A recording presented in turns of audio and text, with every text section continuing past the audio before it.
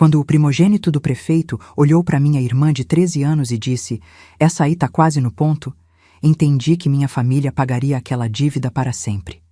Naquela noite, preparei um jantar onde servi muito mais que comida. A justiça tem gosto amargo, mas mata a fome de vingança. Bom dia, meus queridos. Que alegria poder estar aqui conversando com vocês. Eu sou Iracema Oliveira Botelho, tenho 72 anos e hoje moro aqui em Chapada dos Guimarães, no Mato Grosso. É um lugar abençoado, com essas cachoeiras lindas e um céu que parece não ter fim.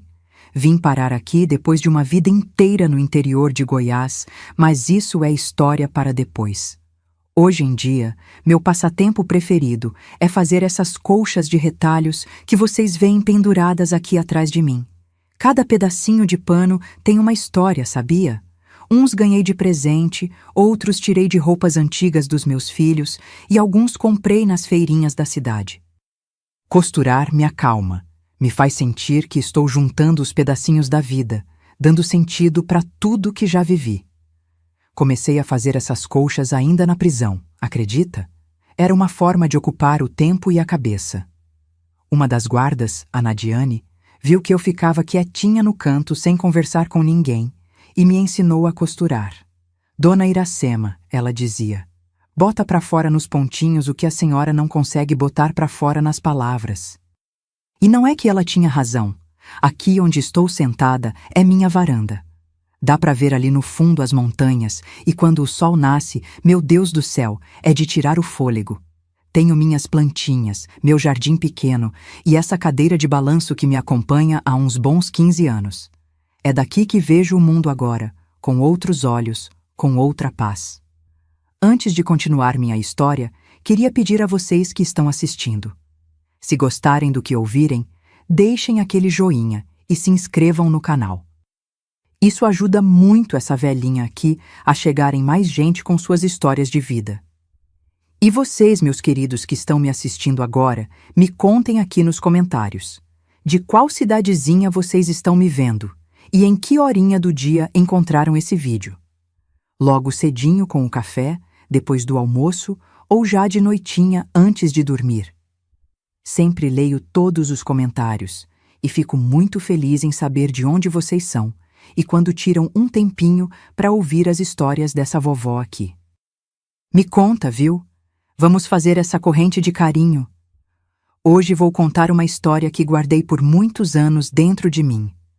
Uma história sobre uma dívida antiga, dessas que marcam famílias por gerações. Sobre o que algumas pessoas chamam de honra, mas que de honra não tem nada.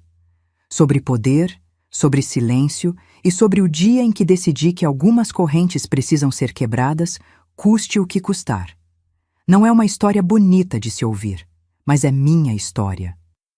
E talvez, só talvez, ela possa ajudar alguém que esteja passando por algo parecido a encontrar coragem para mudar seu destino, como eu mudei o meu. Nasci em Corumbá de Goiás, uma cidadezinha que antigamente era só poeira, casas de adobe e uma pracinha com a igreja no centro. Era 1953, tempo em que a vida no interior tinha outro ritmo. Meu pai, Arlindo Botelho, era um homem simples, trabalhava na roça em terras que não eram nossas. Minha mãe, Odete Oliveira Botelho, cuidava da casa, de mim e dos meus 3 irmãos. Eu era a segunda mais velha, depois vinha o Juvenal, 2 anos mais novo que eu, o Teodoro, 4 anos mais novo, e por último, minha irmãzinha Hortência, que era 6 anos mais nova que eu. Nossa casa era pequena, de chão batido e telhado, que deixava ver as estrelas nas noites de chuva forte. Tinha 2 quartos apenas, um para os meus pais e outro onde nós 4 irmãos dormíamos apertados. A cozinha era o coração da casa, com um fogão a lenha que esquentava tudo nos dias frios e um terreiro nos fundos, onde criávamos umas galinhas e tínhamos uma horta pequena. A vida não era fácil, mas era alegre à sua maneira.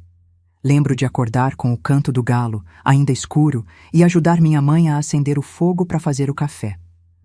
O cheirinho de café fresquinho se misturava com o do bolo de fubá que ela fazia quase todo dia. Era um luxo nosso, mesmo sendo pobres. Barriga cheia dá ânimo pro trabalho, minha mãe sempre dizia. Na escola, eu era aplicada. Gostava de aprender, principalmente as histórias que a professora Durvalina contava sobre lugares distantes que eu nem imaginava que existiam. Ia descalça até a escolinha, que ficava a uns 20 minutos de caminhada da nossa casa. No caminho, passava pelo centro da cidade, onde ficava o casarão da família Assunção. Os Assunção eram os donos de Corumbá. Isso todo mundo sabia. Seu Eustáquio. Assunção tinha sido prefeito por 3 mandatos seguidos quando eu era pequena, e depois passou o cargo para o filho mais velho, Olívio, mas todo mundo sabia que quem mandava mesmo era ainda o velho. Eles tinham a maior fazenda da região, a única venda que vendia de tudo, e até o banco da cidade pertencia a eles. Diziam que não se mexia uma palha em Corumbá sem que os Assunção permitissem. Quando eu passava em frente ao casarão deles, sempre diminuía o passo. Era a construção mais bonita que já tinha visto, com janelas grandes, uma varanda que circulava toda a casa e um jardim na frente com flores que eu nem sabia o nome. Às vezes, via os 4 filhos do seu Eustáquio saindo a cavalo. Eram todos homens. Olívio, o mais velho, já com seus 30 e poucos anos naquela época, Geraldo, que era um pouco mais novo, Isidoro, que devia ter uns 20 e poucos, e Aparecido, o caçula, que era pouco mais velho que eu. Minha mãe sempre me apressava quando eu ficava olhando a casa dos Assunção. Abaixa a cabeça e segue seu caminho, menina. Ela dizia com uma voz estranha que só usava quando se tratava daquela família. Eu não entendia o porquê naquela época, mas fazia o que ela mandava. As brincadeiras da minha infância eram simples, como a vida no interior. Jogava amarelinha com as outras meninas, pulava corda feita de embira, e nas tardes de domingo, quando não tinha trabalho em casa, ia com meus irmãos nadar no córrego que passava perto da cidade. A água era fresquinha e limpa, e a gente voltava para casa, com os cabelos molhados e a pele cheirando a mato. Meu pai trabalhava duro. Saía antes do sol nascer e voltava quando já estava escuro. Mesmo assim, nunca parecia ter dinheiro suficiente.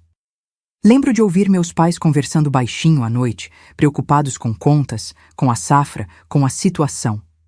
Não entendia direito o que era essa situação, mas sabia que era algo sério pelo jeito que falavam. Foi por volta dos meus 12 anos que comecei a perceber que havia algo estranho entre minha família e os Assunção. Sempre que algum deles passava perto da nossa casa, meu pai tirava o chapéu e baixava a cabeça, mesmo estando dentro da nossa propriedade. Minha mãe ficava tensa, os ombros duros como pedra. Uma vez, seu Eustáquio parou na nossa porteira com seu cavalo imponente, e meu pai correu para falar com ele. Não ouvi o que disseram, mas vi meu pai voltar com o rosto pálido, as mãos tremendo. — O que foi, pai? Perguntei quando ele entrou em casa. — Nada não, filha. Coisa de adulto, ele respondeu, mas seus olhos diziam outra coisa. Naquela noite, ouvi meus pais discutindo. Pela primeira vez, escutei a expressão que mudaria minha vida para sempre: dívida de honra. Não podemos pagar, você sabe disso, minha mãe dizia, a voz embargada. E o que você sugere? Que a gente fuja? Para onde, Odete? Eles nos encontrariam, você sabe que sim, meu pai respondeu, a voz cansada de quem já tinha pensado em todas as possibilidades. Foi nesse mesmo ano que percebi como Aparecido, o filho mais novo dos Assunção, começou a me olhar diferente quando eu passava. Não era um olhar de menino para menina. Era um olhar de dono para algo que lhe pertence. Aquilo me dava um frio na barriga que eu não sabia explicar. No meu aniversário de 13 anos, minha mãe não fez festa como nos anos anteriores. Ao invés disso, me chamou para uma conversa séria. Sentou-me na beira da cama e, com os olhos marejados, começou a me explicar sobre coisas de mulher. Achei que seria a conversa sobre menstruação, que já tinha tido início no ano anterior. Mas não era só isso. Iracema, você está virando moça e precisa entender algumas coisas sobre nossa família, sobre nosso compromisso, ela disse, escolhendo as palavras com cuidado. Foi ali, naquele quarto pequeno, com o cheiro de terra molhada entrando pela janela depois da chuva da tarde, que fiquei sabendo que minha vida não me pertencia. Que antes mesmo de eu nascer, já havia sido prometida como pagamento de uma dívida que meu avô tinha com a família Assunção. Uma dívida que, segundo minha mãe, era de honra. Depois daquela conversa no meu aniversário de 13 anos, as coisas mudaram. Minha mãe começou a me ensinar coisas que menina nenhuma daquela idade deveria aprender. Como servir a mesa sem fazer barulho. Como abaixar os olhos quando um homem falava comigo. Como me comportar na presença dos homens importantes. Um dia você vai entender, filha. É o nosso fardo, mas é também nossa proteção, ela dizia quando me via chorando depois de mais uma lição de submissão. Foi 2 semanas depois do meu aniversário que entendi completamente o que aquela dívida significava. Era um domingo, dia de missa. Minha família estava se arrumando para ir à igreja, eu com um vestido azul simples que minha mãe tinha costurado, os cabelos presos em 2 tranças. Lembro que estava calçando as sandálias quando ouvimos o barulho de cavalos se aproximando. Meu pai ficou branco como papel. São eles, ele disse, e minha mãe começou a tremer. Eram Aparecido e Isidoro, os 2 filhos mais novos dos Assunção. Pararam seus cavalos na frente da nossa casa, imponentes em suas roupas finas. Bom dia, seu Arlindo, disse Isidoro, com um sorriso que não chegava aos olhos. Viemos buscar a Iracema para um passeio. Não era um convite. Era uma ordem. Meu pai olhou para o chão, as mãos apertando o chapéu com tanta força que os nós dos dedos ficaram brancos. Ela está se arrumando para a missa, doutor Isidoro. A missa pode esperar, respondeu Aparecido, me olhando de um jeito que fazia meu sangue gelar. Nosso pai quer conhecer melhor a moça. Minha mãe me puxou pelo braço, me levando para dentro. Senti seu corpo tremendo enquanto ela ajeitava meu vestido. Passava a mão nos meus cabelos. Vá com eles, Iracema. Seja educada. Faça o que eles pedirem. Ela sussurrou, os olhos cheios d'água. É importante para nossa família. É a dívida. Você sabe. Mas, mãe, eu não quero ir, respondi, sentindo um medo que nunca tinha sentido antes. Ela segurou meu rosto entre as mãos, me olhando nos olhos com uma mistura de dor e resignação que nunca vou esquecer. Não temos escolha, filha. Nunca tivemos. Foi com o coração pesado como chumbo que subi na garupa do cavalo de Aparecido. Enquanto nos afastávamos, olhei para trás e vi minha mãe parada na porta, uma mão sobre a boca, a outra segurando o terço com tanta força que parecia querer quebrá-lo. Não me levaram para o centro da cidade, como pensei que fariam. Tomamos um caminho de terra que ia dar na fazenda dos Assunção, a alguns quilômetros da cidade. Era uma propriedade enorme, com campos que pareciam não ter fim e um casarão muito maior e mais imponente que o da cidade. Quando chegamos, seu Eustáquio estava na varanda, fumando um charuto. Olívio e Geraldo também estavam lá, jogando cartas numa mesa. Todos olharam para mim quando descemos dos cavalos e senti como se fosse um animal sendo avaliado para abate. Então, essa é a menina Botelho, disse seu Eustáquio, me olhando de cima a baixo. Venha cá, moça. Aproximei-me tremendo, os olhos fixos no chão de madeira polida da varanda. Olhe para mim, ele ordenou. Quando levantei os olhos, vi um homem velho, mas ainda forte, com olhos frios como de uma cobra. Ele sorriu, mas era um sorriso que me dava arrepios. Você sabe por que está aqui, menina? Balancei a cabeça negativamente, embora no fundo já soubesse. Já tinha ouvido histórias cochichadas pelas mulheres mais velhas, histórias sobre moças que iam trabalhar na casa dos Assunção e voltavam diferentes, caladas, com olhares vazios. Seu avô, Gumercindo Botelho, pediu dinheiro emprestado ao meu pai há muitos anos. Um empréstimo grande para salvar as terras dele depois de uma seca que matou quase todo o gado.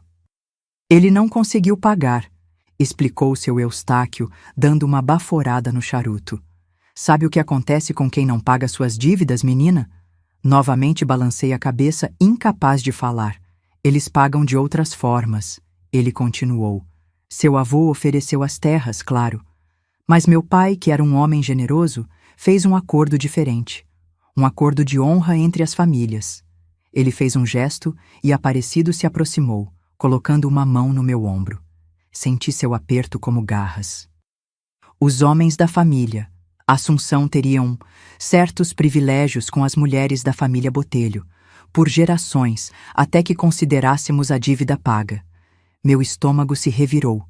Queria correr, gritar, mas estava paralisada pelo medo. É uma tradição antiga, menina. Sua mãe serviu ao meu irmão mais novo em sua época. Agora é sua vez de honrar o compromisso da sua família. Foi nesse momento que percebi. Minha mãe sabia exatamente o que aconteceria comigo, porque tinha passado pelo mesmo horror. Por isso, o olhar vazio às vezes, a submissão absoluta, o medo dos Assunção. Meus filhos vão ensiná-la como as coisas funcionam, disse seu Eustáquio, se levantando. Seja obediente como sua mãe foi e sua família continuará protegida, cause problemas. Ele deixou a ameaça no ar, mas o significado era claro. Olívio se levantou da mesa de cartas, aproximando-se. Eu começo, ele disse, me pegando pelo braço com força. Vamos, garota. Tentei resistir, puxando o braço, mas ele era forte demais. Por favor, me deixe ir embora, implorei, as lágrimas já escorrendo pelo meu rosto. Ele riu, um som sem alegria. Você vai voltar para casa hoje à noite, mas vai voltar diferente. Fui arrastada para dentro da casa, para um quarto nos fundos. O que aconteceu naquele quarto? Bem, há coisas que mesmo depois de tantos anos são difíceis de colocar em palavras. Só posso dizer que naquele dia a menina que eu era morreu. No lugar dela ficou apenas um corpo vazio, uma casca. Quando voltei para casa, já era noite.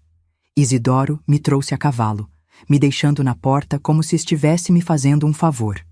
Entrei cambaleando, sentindo dores que nunca tinha sentido antes, por dentro e por fora. Minha mãe estava sentada à mesa da cozinha, esperando. Quando me viu, seus olhos se encheram de lágrimas, mas ela não disse nada sobre meu estado. Apenas se levantou, encheu uma bacia com água morna e começou a me lavar, como fazia quando eu era pequena. É assim mesmo, filha. Ela sussurrou enquanto passava o pano com cuidado pelos machucados. Foi assim comigo também. A gente sobrevive. Por que, mãe? Perguntei entre soluços. Por que não fugimos? Ela parou, olhando em volta como se temesse que as paredes tivessem ouvidos. Tenho visto o que acontece com quem tenta fugir dos Assunção. Uma família tentou há uns anos. O pai apareceu morto no rio. A mãe e as filhas.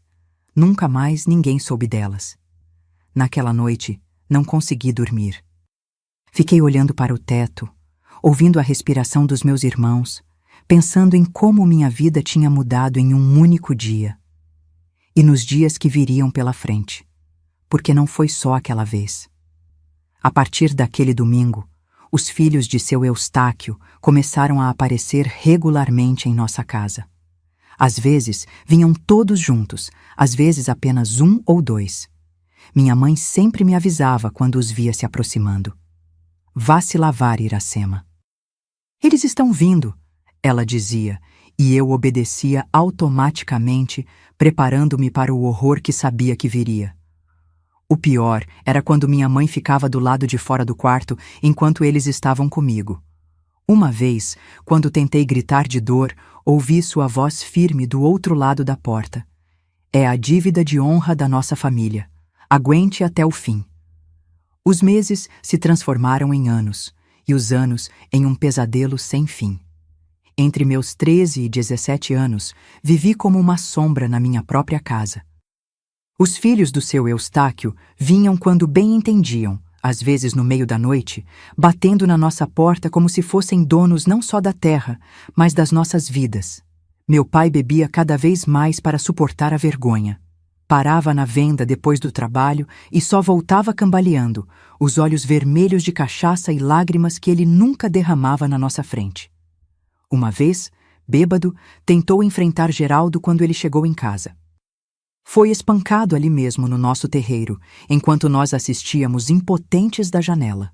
Nunca mais tente isso, seu Arlindo, Geraldo disse, limpando o sangue dos nós dos dedos no paletó caro. Da próxima vez, não será só você quem paga. Depois disso, meu pai parecia um cachorro surrado. Saía de casa quando eles chegavam, voltando apenas horas depois. Não conseguia mais me olhar nos olhos. Meus irmãos também sofriam.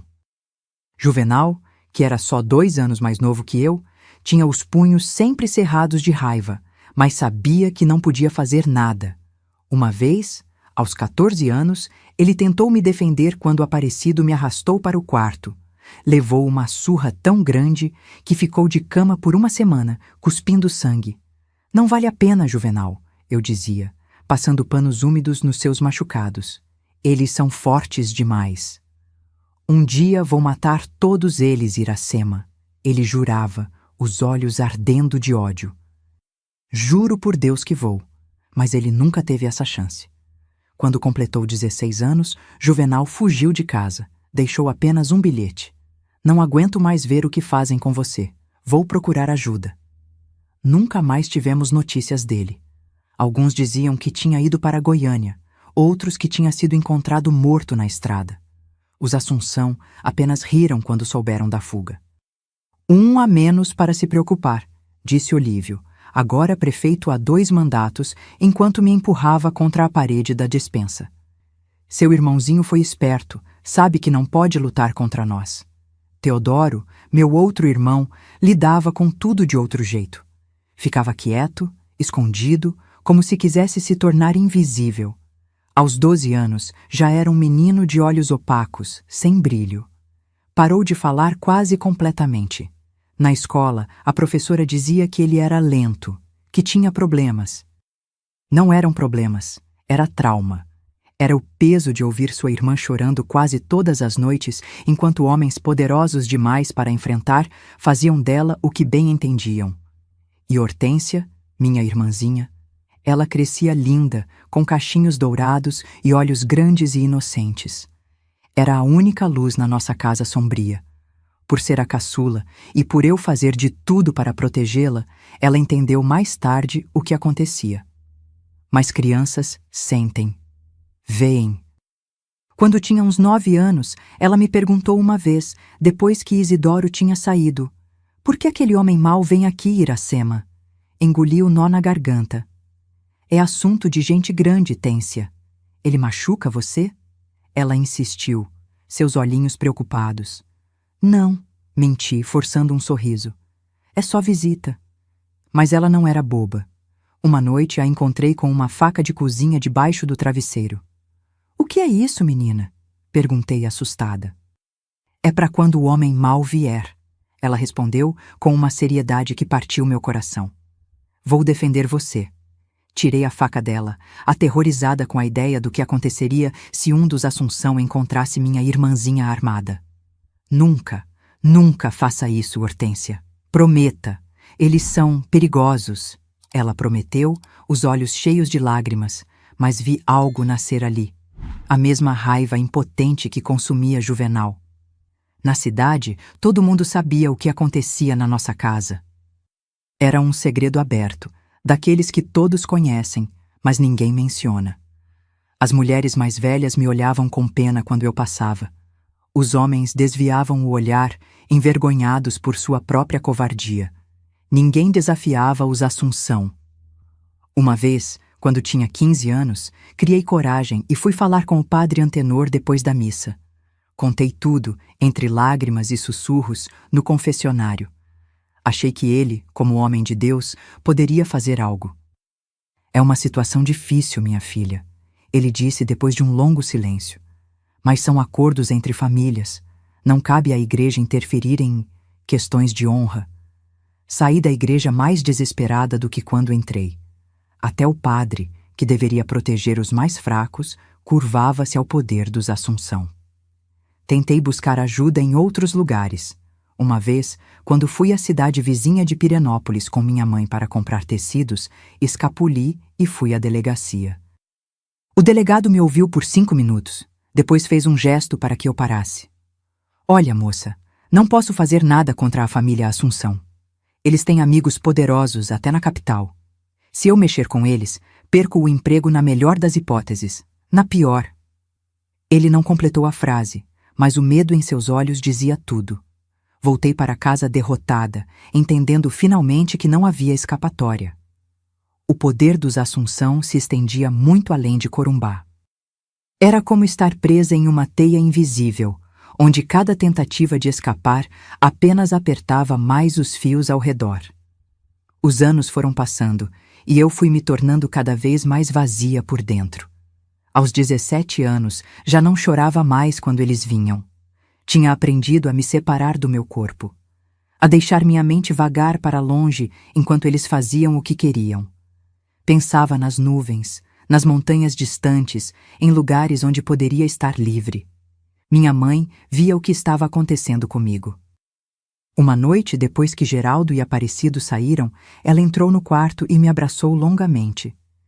"Você é forte, minha filha", ela sussurrou. "Mais forte do que eu jamais fui." "Não me sinto forte, mãe", respondi, a voz tão baixa quanto a dela. "Me sinto morta por dentro." Ela afastou os cabelos do meu rosto, como fazia quando eu era pequena. "Eu sei, mas você vai sobreviver a isso. Tem que sobreviver." Foi quando percebi que minha mãe não estava apenas resignada. Ela estava quebrada. Tinha aceito aquela vida como inevitável, como um castigo divino que tínhamos que suportar. Eu não podia julgar. Como poderia, quando eu mesma tinha tentado todos os caminhos e encontrado apenas portas fechadas? A rotina de horror continuou. Olívio, sendo o prefeito, vinha menos vezes, mas quando vinha, era o pior. Geraldo bebia muito e ficava violento. Isidoro era frio, calculista.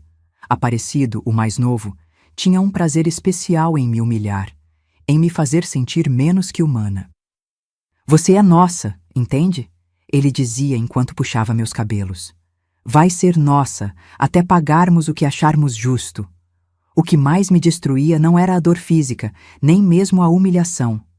Era o conhecimento de que não havia fim à vista, que aquela dívida nunca seria considerada paga, que era apenas uma desculpa para exercer poder, para subjugar. No verão em que completei 18 anos, algo aconteceu que mudou tudo. Seu Eustáquio, já velho e doente, morreu de um ataque do coração. A cidade inteira foi ao velório, incluindo minha família. Nós tínhamos que ir. Não era uma opção. Ficamos no fundo da igreja, quietos, de cabeça baixa. Durante o velório, notei como Olívio olhava para Hortência, que agora tinha 12 anos e começava a se tornar uma moça. Não era um olhar qualquer. Era o mesmo olhar que Aparecido tinha me dado anos atrás, quando tudo começou. Um calafrio percorreu minha espinha. Depois da cerimônia, Olívio veio até nós, aparentemente para agradecer nossa presença. Mas seus olhos nunca deixaram Hortência. "Sua irmã está crescendo bonita, Iracema", ele comentou, passando a mão pelo queixo. "Muito bonita." Senti meu sangue gelar. Conhecia aquele tom, aquele olhar. Naquele momento, entendi com clareza cristalina. Eles planejavam fazer com Hortência o mesmo que faziam comigo.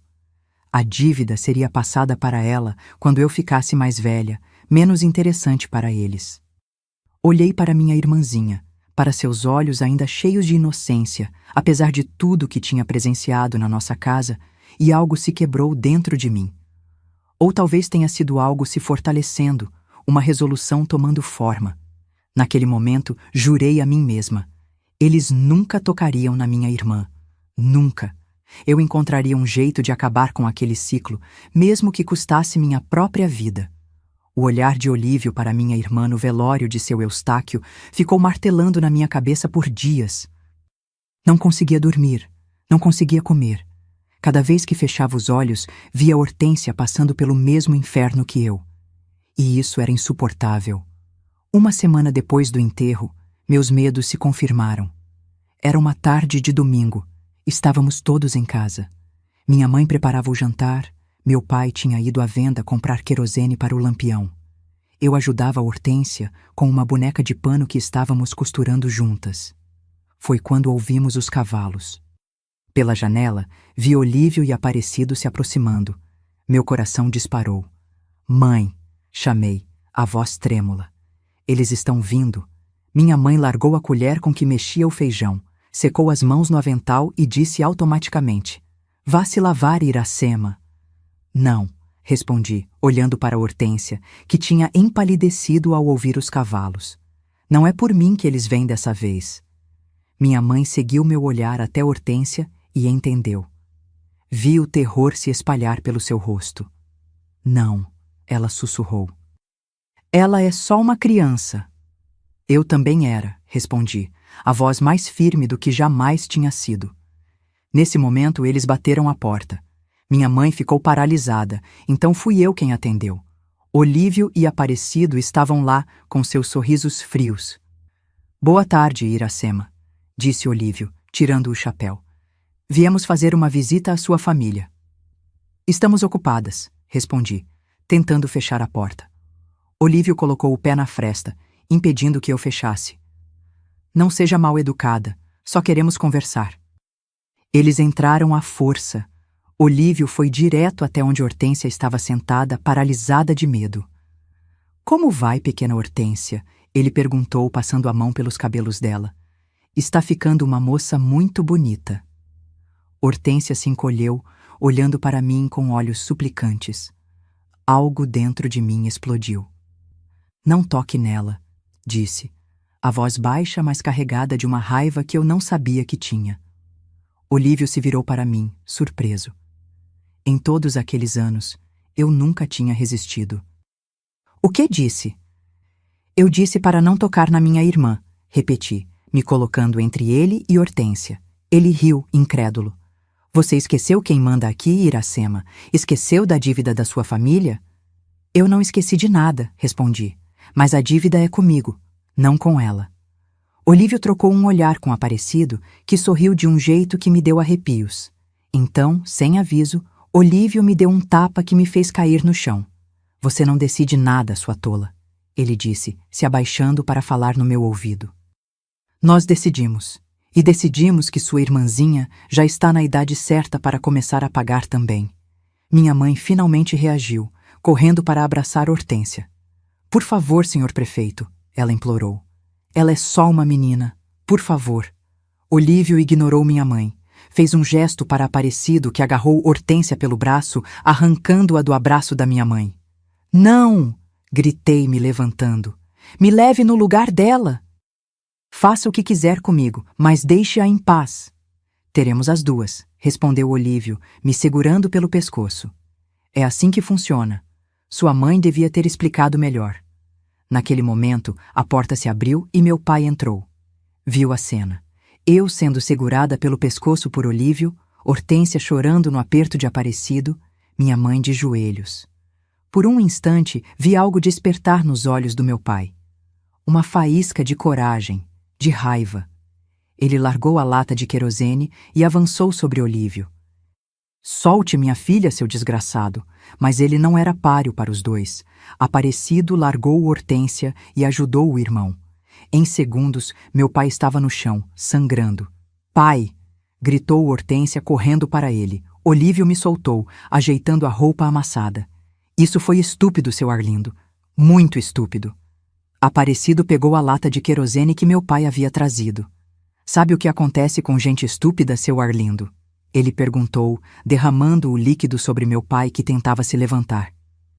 O que aconteceu a seguir foi tão rápido e tão horrível que ainda hoje, tantos anos depois, parece um pesadelo. Aparecido tirou um fósforo do bolso, acendeu e o jogou sobre meu pai. As chamas se espalharam instantaneamente.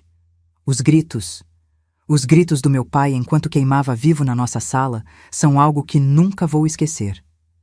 Minha mãe gritava também, tentando apagar o fogo com o avental, mas era tarde demais. Hortência estava paralisada de horror. Eu também. Não podíamos acreditar no que estávamos vendo.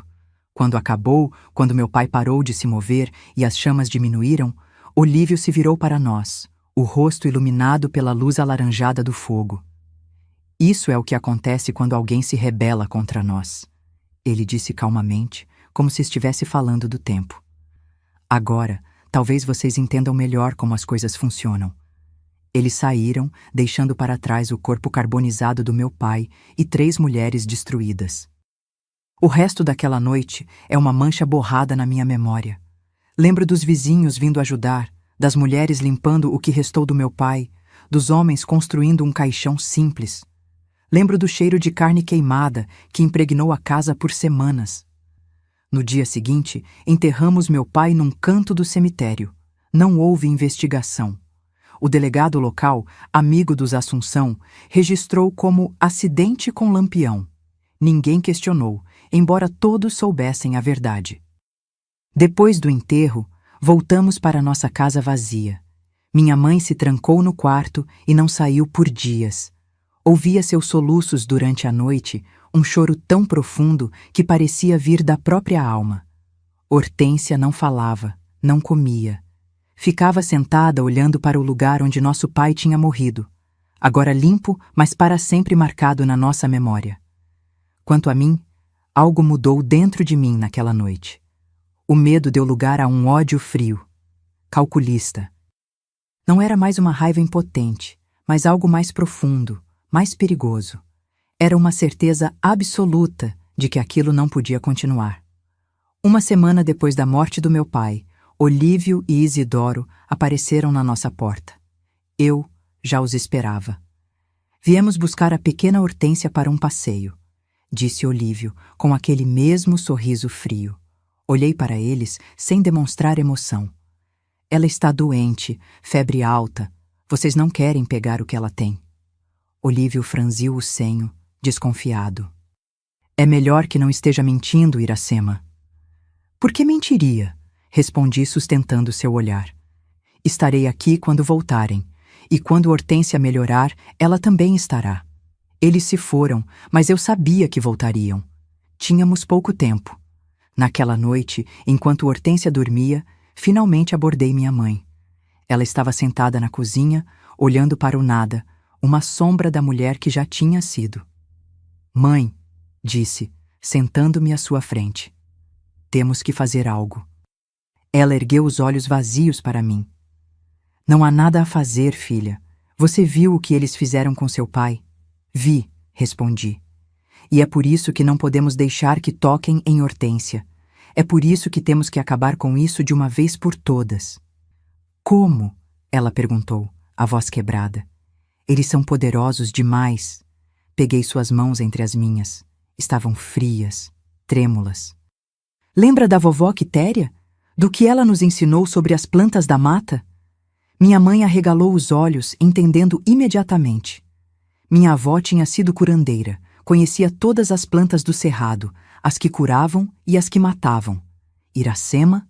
Ela começou, assustada. Não há outro jeito, mãe, interrompi. Eles voltarão, por Hortência, por nós duas. Não vou deixar que façam com ela o que fizeram comigo, o que fizeram com você. Vi o medo nos olhos dela, mas também vi algo mais. Determinação. Uma mãe protegendo sua cria, finalmente. O que está pensando em fazer? Ela perguntou. E ali, na mesa da cozinha onde tantas refeições familiares tinham acontecido, onde tantas lágrimas tinham sido derramadas, elaborei meu plano. Um plano nascido do desespero, do ódio e de um amor feroz por minha irmã que superava até mesmo o medo da morte. Na manhã seguinte, entrei na mata atrás de nossa casa.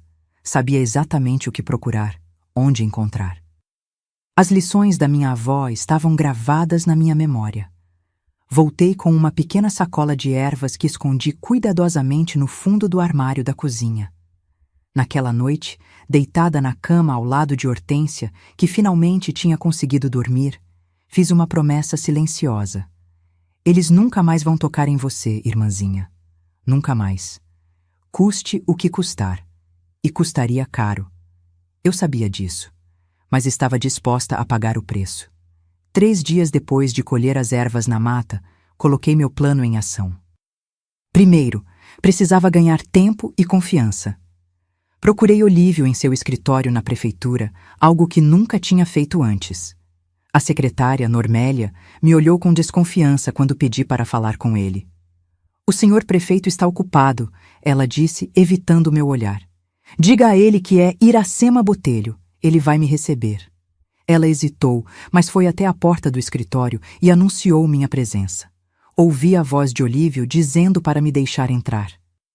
Quando entrei no escritório amplo e luxuoso, tão diferente da nossa casa simples, Olívio estava sentado atrás de uma mesa de madeira escura. Sorriu ao me ver, aquele sorriso que sempre me gelava o sangue. Iracema, ele disse, recostando-se na cadeira. Que surpresa! Veio me procurar por vontade própria? Baixei os olhos, fingindo submissão. Vim pedir desculpas pelo comportamento da minha família, senhor prefeito. Depois da morte do meu pai, minha mãe e minha irmã estão muito abaladas. Precisamos de tempo. Ele me estudou por um momento. Tempo? E o que ganho com isso? Engoli em seco. Pensei que talvez pudéssemos fazer um acordo. Eu continuaria servindo aos senhores como antes, mas deixariam minha irmã em paz até que ela seja um pouco mais velha. Olívio riu. E por que eu aceitaria isso quando posso ter as duas? Porque eu seria mais cooperativa, respondi, forçando-me a olhar para ele. Não haveria resistência. E para mostrar minha boa vontade, gostaria de convidar o senhor e seus irmãos para um jantar em nossa casa. Um jantar de reconciliação. Ele ergueu as sobrancelhas, surpreso. Em todos aqueles anos, nunca tínhamos convidado os Assunção para nada.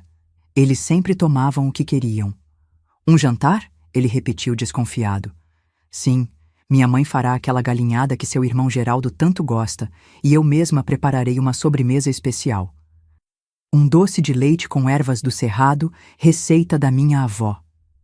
Ele me estudou por um longo momento. Vi a desconfiança em seus olhos, mas também vi o interesse. A ideia de sermos nós a convidá-los, a servi-los voluntariamente, apelava ao seu ego, ao seu senso de poder. Muito bem, ele finalmente disse. Quando seria esse jantar? No próximo domingo, às 7 da noite, respondi prontamente. Se o senhor puder avisar seus irmãos... Eu os avisarei, ele disse, levantando-se e contornando a mesa. Aproximou-se de mim, tocando meu rosto com as costas da mão. Isso é interessante, Iracema. Você finalmente aprendeu seu lugar. Contive o impulso de recuar, de morder aquela mão que me tocava. Em vez disso, forcei um sorriso. Sim, senhor prefeito, aprendi. Quando saí da prefeitura, meu coração batia tão forte que achei que fosse explodir no peito. Parte do plano estava em andamento. Mas a parte mais difícil ainda estava por vir. Os dias seguintes foram de preparação cuidadosa. Minha mãe, embora aterrorizada, seguiu minhas instruções. Limpamos a casa como nunca antes, arrumamos a mesa com nossa melhor toalha, que nem era tão boa assim, pólimos os poucos talheres de prata que tínhamos herdado da minha avó. Hortência nos observava com olhos confusos. Ela não entendia por que estávamos convidando para nossa casa os homens que haviam matado nosso pai, os homens que nos aterrorizavam há anos. Por que eles vêm jantar aqui? Ela perguntou, enquanto me ajudava a limpar os pratos. Olhei para minha mãe, que assentiu levemente. Era hora de Hortência saber, pelo menos parte da verdade. Vamos resolver uma situação antiga, Tência, expliquei, segurando suas mãos. Mas preciso que você faça exatamente o que vou pedir. No domingo, quando eles chegarem, você vai ficar na casa da Zenaide. Zenaide era nossa vizinha, uma senhora viúva que vivia sozinha e sempre fora gentil conosco. Não quero ir, Hortência protestou. Quero ficar com vocês. Não, minha querida, minha mãe interveio. É melhor que você não esteja aqui. É uma conversa de adultos. É por causa da dívida? Ela perguntou, surpreendendo-nos. Aqui eles dizem que temos que pagar. Minha mãe empalideceu. Você sabe sobre isso? Ouvi vocês falando, ela respondeu com uma sabedoria além de seus anos. E vi o que fazem com a Iracema. Não sou mais criança. Minha mãe sentou-se, as pernas tremendo. Meu Deus! É por isso que precisamos resolver isso, Hortência, eu disse, ajoelhando-me na frente dela. E precisamos que você esteja segura enquanto fazemos isso. Você confia em mim? Ela assentiu, os olhos marejados. Confio. Então, por favor, Faça o que estamos pedindo. Vá para a casa da Zenaide no domingo e não saia de lá até que eu ou a mamãe vamos buscá-la. Promete? Prometo, ela respondeu, abraçando-me com força. Os dias passaram lentamente até o domingo. Na véspera, preparei o doce de leite especial usando as ervas que tinha colhido. Trabalhei sozinha, tarde da noite, depois que todos já tinham se recolhido. A receita da minha avó Quitéria era precisa. Uma mistura de plantas do cerrado que, em pequenas doses, causavam apenas desconforto, mas em quantidade maior. No domingo, às 5 da tarde, levamos Hortência para a casa de Zenaide. Fique aqui até que eu venha te buscar, disse, beijando sua testa. Aconteça o que acontecer, não saia daqui. Ela assentiu, séria. Acho que mesmo com 12 anos, ela sabia que algo grave estava para acontecer. Voltamos para casa e terminamos os preparativos. Minha mãe preparou a galinhada, seu prato mais famoso, com arroz bem temperado, pedaços suculentos de frango caipira e muito açafrão. Eu arrumei a mesa, colocando o melhor que tínhamos: a toalha de renda que minha avó tinha feito, os pratos que só usávamos em ocasiões especiais, as taças de vidro que guardávamos no armário de cima. No centro da mesa, coloquei uma garrafa de vinho que tinha comprado na venda. Não era um vinho fino como os que os Assunção bebiam, mas serviria ao propósito. Ao lado dele, o doce de leite em uma tigela de barro, coberto com canela. Às 7 em ponto, ouvimos as batidas na porta. Eles eram pontuais, pelo menos isso. Minha mãe abriu, cumprimentando-os com uma formalidade que nunca tinha usado antes. Boa noite, senhor prefeito, senhores. Entrem, por favor. Os 4 entraram, olhando ao redor com curiosidade e um certo desdém. Nunca tinham estado em nossa casa como convidados. Vinham sempre como invasores. Onde está a pequena Hortência? Perguntou Olívio, notando imediatamente sua ausência. Está na casa da vizinha, respondi rapidamente. Achamos melhor que ela não participasse do jantar. É uma conversa de adultos, afinal. Olívio franziu o senho, mas Geraldo já estava farejando o cheiro da comida. Essa galinhada está com um cheiro maravilhoso, dona Odete. Minha mãe forçou um sorriso. Obrigada, senhor Geraldo. Espero que goste. Sentamo-nos à mesa. Eu servi o vinho para eles, um copo para cada um. Para mim e minha mãe, servi água. Não vão beber conosco? Perguntou Isidoro, desconfiado. Infelizmente não podemos, respondi. Estamos tomando um remédio que não combina com álcool. Problema de mulher, sabe? Eles riram, aquelas risadas grosseiras que eu conhecia tão bem. O jantar prosseguiu. Eles comeram com vontade, elogiando a comida da minha mãe. A cada garfada que davam, eu sentia um misto de nojo e antecipação. Quando terminaram o prato principal, trouxe o doce de leite para a mesa. Uma sobremesa especial, anunciei. Receita da minha avó. Servi uma porção generosa para cada um deles. Para mim e minha mãe, coloquei apenas uma colherada pequena, para disfarçar. Um brinde, propôs Olívio, erguendo seu copo de vinho. A nossa reconciliação. Ergui meu copo de água. A justiça, disse baixinho, mas ninguém pareceu notar a diferença. Eles comeram o doce com gosto. Aparecido até repetiu. Conversaram, riram, falaram de política e de negócios como se estivessem em qualquer jantar normal, como se não fossem os monstros que tinham destruído nossas vidas. Foi cerca de 20 minutos depois da sobremesa que Geraldo começou a suar. Passou a mão pela testa, afrouxou o colarinho. Está quente aqui, não? Ele comentou.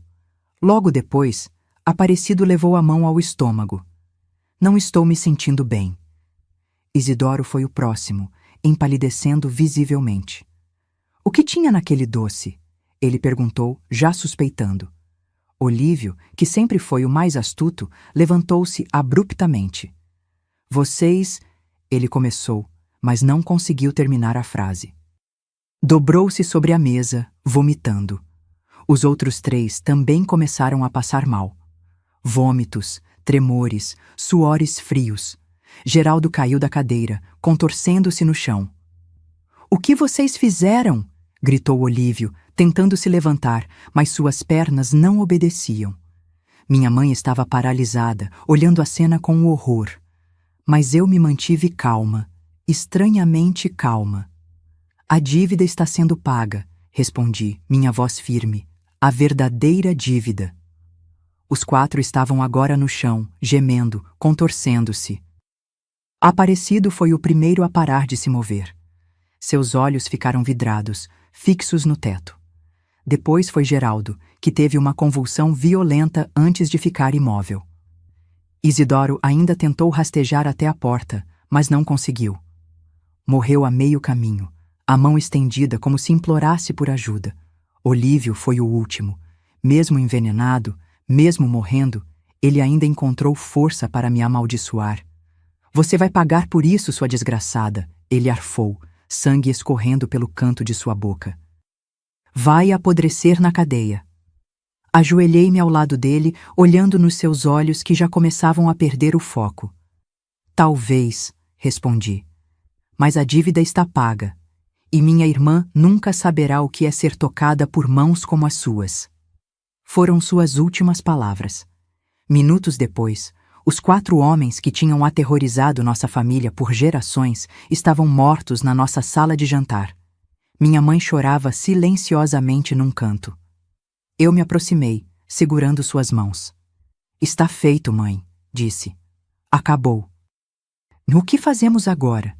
ela perguntou entre soluços. "Agora eu assumo a responsabilidade. Você cuida da Hortência. Garanta que ela tenha uma vida diferente da nossa."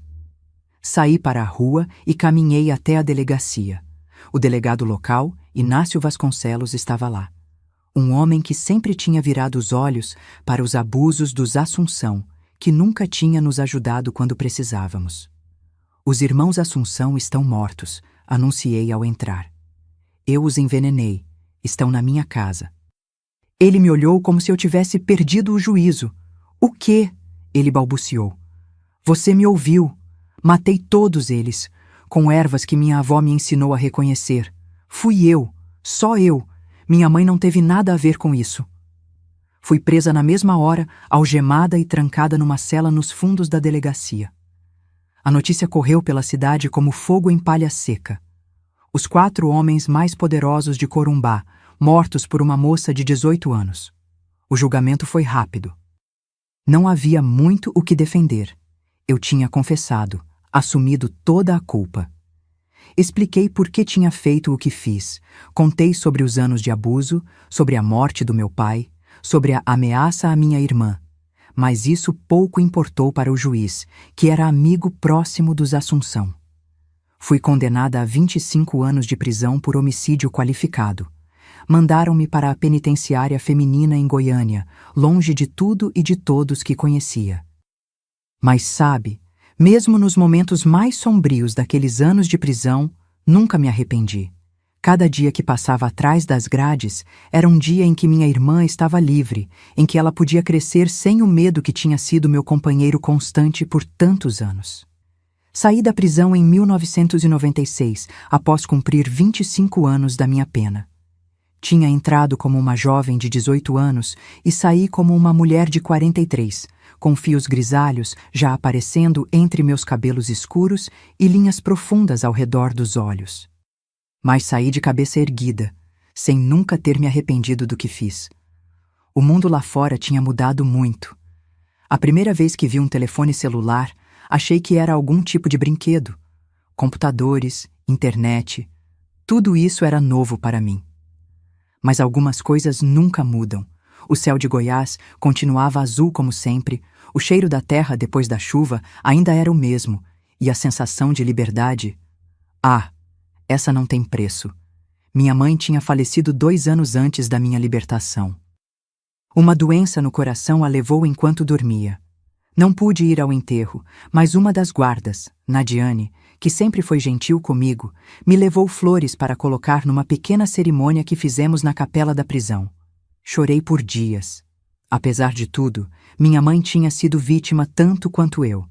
Ela fez o que pôde com as ferramentas que tinha, prisioneira de um sistema de opressão que vinha de gerações.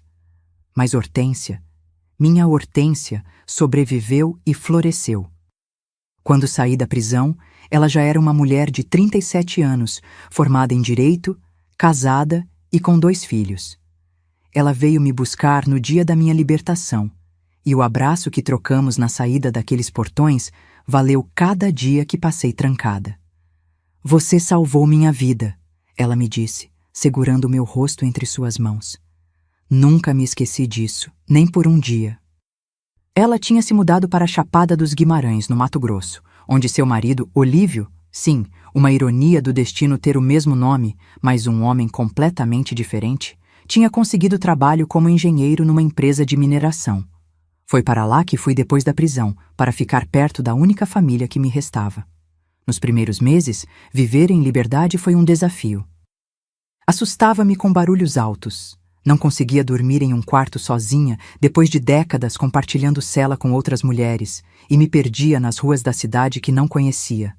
Mas Hortência e Olívio tiveram paciência. Seus filhos, meus sobrinhos Teodoro e Nadir, de 15 e 12 anos na época, me acolheram com a curiosidade e a abertura que só as crianças têm. Tia Iracema é uma heroína, Hortência dizia a eles. Não contou todos os detalhes, claro, mas eles sabiam que eu tinha protegido a mãe deles de homens muito maus. Com o tempo, fui me adaptando. Consegui um trabalho numa pequena loja de tecidos no centro da cidade. A dona, Durvalina, era uma senhora viúva que não se importou com o meu passado. Todo mundo merece uma segunda chance, ela me disse quando contei minha história. Foi lá que aprendi a costurar melhor. Comecei a fazer colchas de retalhos nas horas vagas, usando pedaços de tecidos que sobravam na loja. No início, era apenas uma forma de ocupar as mãos e a mente, mas logo percebi que tinha talento para aquilo. As cores, os padrões, a sensação de criar algo belo a partir de pedaços que seriam jogados fora, era uma metáfora para minha própria vida. Aos poucos, as pessoas da cidade foram me conhecendo. No início, havia olhares desconfiados, cochichos quando eu passava. Afinal, não é todo dia que se conhece alguém que matou 4 homens. Mas com o tempo, à medida que me tornei parte da comunidade, os olhares mudaram. Alguns até vinham me pedir conselhos, principalmente mulheres que viviam situações difíceis com maridos ou companheiros abusivos. Como você encontrou coragem? Elas perguntavam. E eu respondia sempre a mesma coisa. Não foi coragem, foi amor. Amor pela minha irmã, por mim mesma, por todas as mulheres que viriam depois de nós. Nunca voltei a Corumbá. Depois da morte dos Assunção, a cidade mudou, pelo que Hortência me contou. O poder que tinha estado nas mãos daquela família por gerações se dispersou. Houve eleições livres pela primeira vez em décadas. As pessoas começaram a falar, a contar histórias de abusos que tinham sofrido ou presenciado. Era como se um feitiço tivesse sido quebrado. Há cerca de 10 anos, me aposentei da loja de tecidos. Durvalina tinha falecido e seus filhos queriam vender o negócio. Entendi que era hora de mudar. Com a pequena poupança que tinha juntado e a ajuda de Hortência e Olívio, comprei esta casinha onde vivo hoje. É simples, mas é minha. Tem uma varanda de onde posso ver o pôr do sol atrás das montanhas. Um jardim pequeno onde planto ervas, só as medicinais agora. E espaço suficiente para receber meus sobrinhos e os filhos deles quando vêm me visitar. Meus dias agora são tranquilos. Acordo cedo, com o canto dos pássaros. Tomo meu café na varanda, observando o movimento da rua. Às vezes vou até a praça, onde vendo minhas colchas de retalhos numa feirinha que acontece aos domingos. Outras vezes recebo visitas de mulheres jovens que Hortência me apresenta. Estudantes de direito, ativistas pelos direitos das mulheres. Elas querem ouvir minha história, entender como era viver naqueles tempos, o que me levou a fazer o que fiz. Conto com honestidade, sem glamourizar, sem me fazer de vítima. Fiz uma escolha terrível, mas necessária. Paguei meu preço à sociedade e durmo em paz com minha consciência.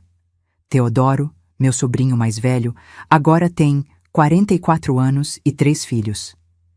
É professor universitário em Cuiabá, dá aulas de história.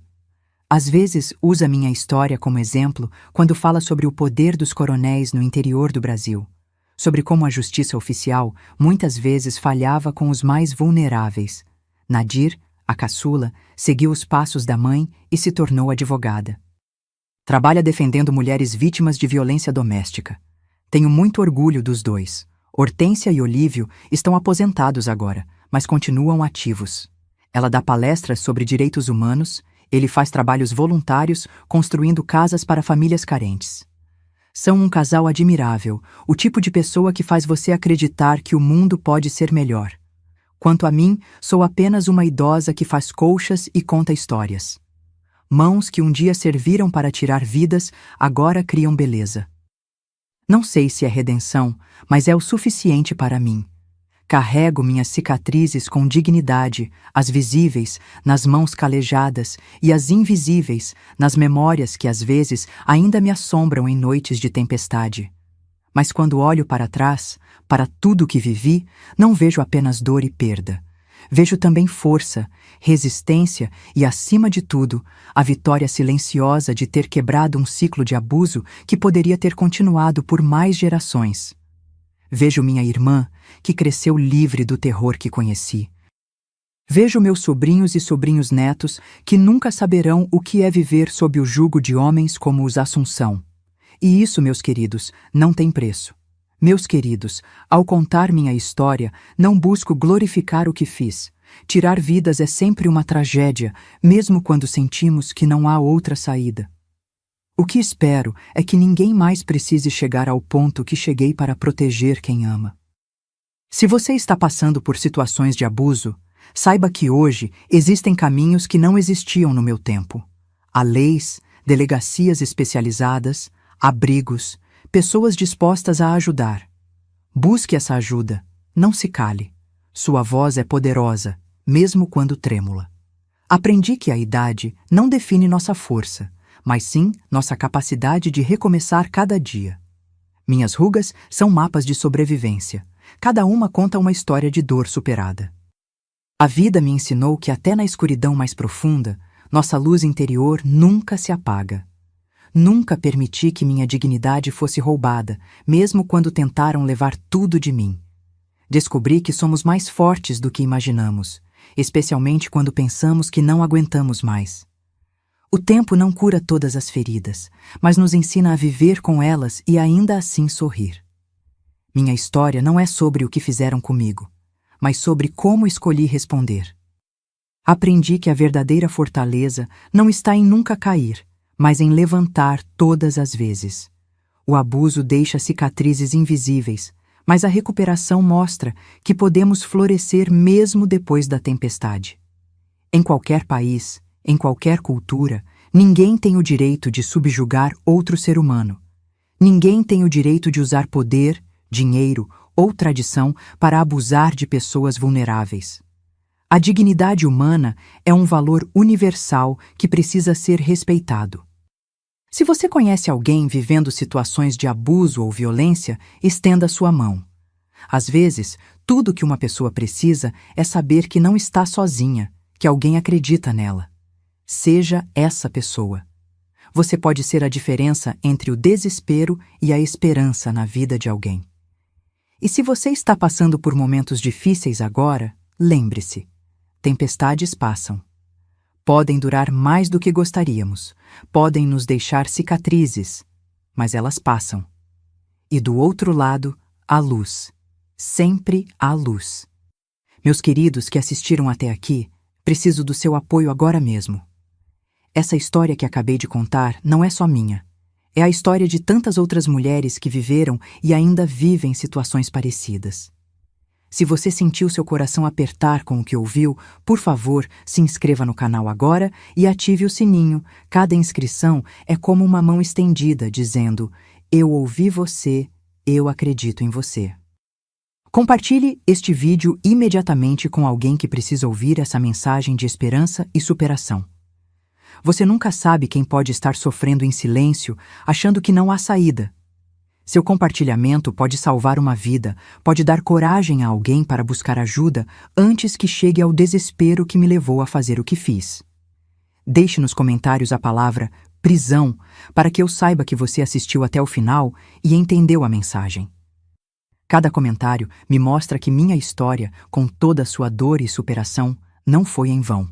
Faça isso agora, não espere nem mais um minuto. Sua ação pode ser o começo da libertação de alguém. Termino com uma certeza que carrego no coração.